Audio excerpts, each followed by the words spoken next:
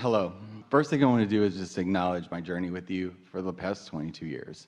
Yeah. It has been the single most profound thing. It's changed my life on immeasurable ways, even more than Oprah. Now we know that's not possible. It is. It absolutely is. And I was here in Chicago 4 years ago, and I just manifested all this money and bought my dream car, and I took my entire salon up here. Had this amazing experience, and I lost everything. I went through this, yes, it was the best thing that ever happened to me. It was hell going through it, but You didn't lose your vibration, I did not lose my which vibration. is everything. In other words, all that other stuff, But I lost the stuff. oh good, something else to create. Exactly. Because a lot of times the stuff that you've got hinders the stuff that's coming. It did. I was so scared of losing it. Yeah. Yeah. Your vortex has really improved since you gathered all that crap. It did. It did. It did. And about 2 months ago, like I can't live on the planet anymore unless I meditate. Like I just can't. It freaks me out. I can't. I have to meditate in order Well, to say be. that in a different way. Okay. I do better when I come into alignment first, because when I Yes. proceed into my day in the receptive mode, I have a much better day. Yes, that's how it goes. And I love it now, and I'm embracing it now. Not something that I do, it's just something that I enjoy. Getting into alignment before, because now I'm a real estate agent, which I never thought would ever happen in a million years, but I absolutely love it because it's like unlimited. It matches who I am now. Yeah. 2 months ago, I was at meditation, and you came to me, and you said, come see me today. And you gave me the day, and you tell me where I was at, and I go online, and sure enough, you're here. And I'm here, and we're supposed to have this amazing conversation. We want to have a conversation because we can't use you as an advertisement when you say, hey, Abraham, I've been with you for 22 years, and I've lost everything. But the good news is... So ordinarily, we wouldn't sell you a ticket. This is true. The reality is I've been having this insane path or sane synchronicities that are absolutely blowing my mind about... Are you telling us that thoughts are turning to things? Yes. All right, do you have anything else you want to talk about that's not boring and normal?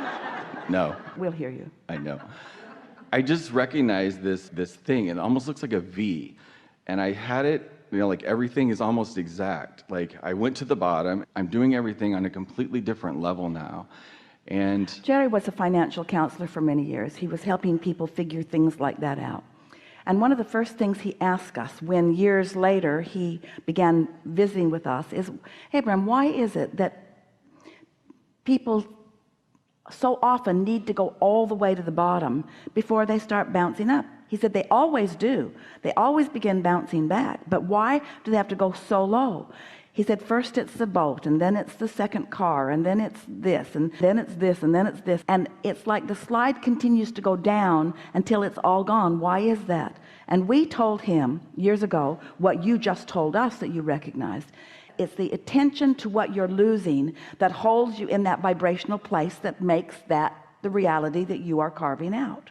Doesn't have to be that way. You could slide a little and take the bounce from it right then. But so many people are pressing so hard against what they do not want that they're letting that be the basis of their vibrational offering and therefore their vibrational point of attraction. And so at any point that you take the bounce and turn around, you can expect that things will go way, way better, because during all of that contrasting time, first of all, you've put so much more in the vortex. The momentum of the vortex is so much stronger. But it also requires then more discipline of focus, to not allow yourself to go back in a sort of post-traumatic war syndrome type thing and focus upon those things that caused you emotional pain then. In other words, you've really got to accept that all of that is to your advantage. We have two very important stories to tell you, and you've undoubtedly heard them before, but we're going to tell them to you again. So two people in the same week came to us with similar stories. One, a woman, an artist, coming from New York out to California. She had her portfolio of all of her magnificent artistry in her car in these boxes. She was going to Hollywood. She was going to present herself as a set designer, and someone broke into her car and took it all. And she said, so here I am with nothing to show.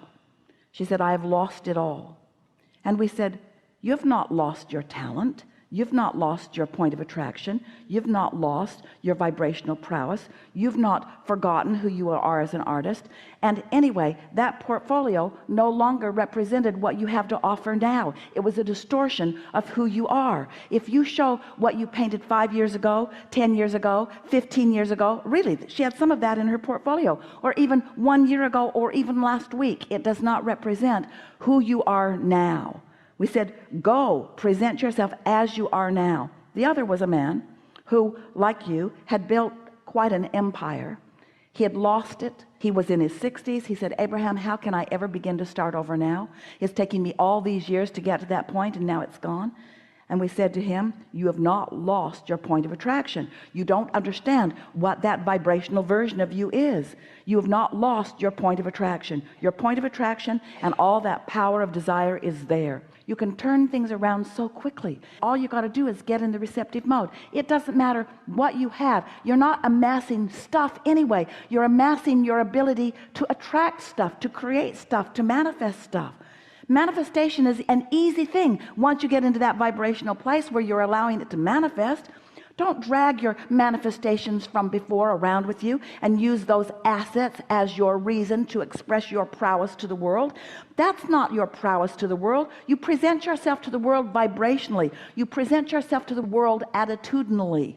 You present yourself to the world in terms of your mood. It's your point of attraction. It's what you're allowing the universe to deliver to you now, the ideas now, the rendezvous now, the circumstances and events now.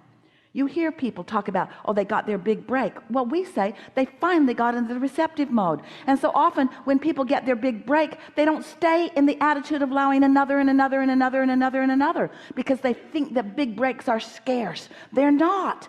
It's receptive modes that are scarce. It's you being in this receptive mode. That's what's scarce. That's why when somebody finally figures it out and they become masters, you want to say, oh, well, they're a master because they struggled and they did all this and they dragged their body through all of this and they've lived all of these years and they did all of those things. And we say, maybe they did do all of that, and maybe it took some of that for them to get into the receptive mode. But it's the receptive mode that you're witnessing, not they're dragging their assets around. Assets. Their assets around. It's not they're dragging their assets around. That's not what it is. And so it doesn't matter. We love it when you've had an experience where you've taken a big bounce. We love it when contrast has put strong desires in your vortex. Just don't spend any time, spend no time justifying anything by looking back. Don't ask for understanding of others. They don't understand anyway. Don't ask for pity from them. Don't ask for help from them. Don't talk about it. Just feel happy about where you are in terms of this very powerful vortex that you've accumulated, and get in the receptive mode and enjoy the feelings and thoughts first, and feelings and other things that are coming as these magnificent vibrations are turning into experiences. And you already said much of that to us. We just cleaned it up big time, because you're doing this and this and this and this and this and this, and maybe even the positive slightly bit more than the negative, but you don't need to do the negative at all. I don't even want to talk about it. We don't need the anymore. backstory. What you want to say is, oh, I'm in a powerful place of attraction. Now what you want to say is, oh, and it was hard to get there. Don't say that, because it wasn't hard to get there, and it was the most natural thing in the world to me. And standing where I stand, I can see so clearly why I'm standing where I am. I feel more vital and alive than I've ever felt in my life. I can feel that things are really working out well for me. I can feel that the universe has my back and that source energy is with me. I can feel that things are all lined up. I know what my work is. My work is receptive mode, and oh, I've always been really good at that. I've always been really good at being able to focus. And off you go. Enough? Thank you. Yeah. Really good.